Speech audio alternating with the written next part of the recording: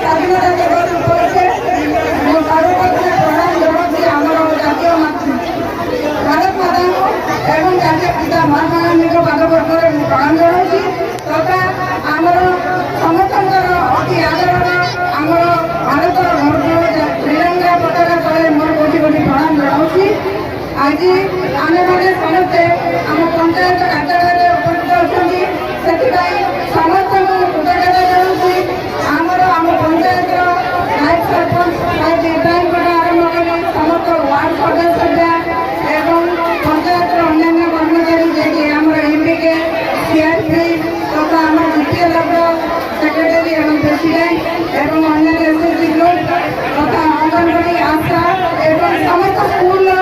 ପିଲାମାନେ ଏବଂ ସେମାନଙ୍କୁ ନେଇ ଆସି ଏହି କାର୍ଯ୍ୟକ୍ରମରେ ଅଂଶଗ୍ରହଣ କରିଥିବା ସମସ୍ତ ଶିକ୍ଷକ ଶିକ୍ଷୟିତ୍ରୀ ତଥା ଆମ ପଞ୍ଚାୟତ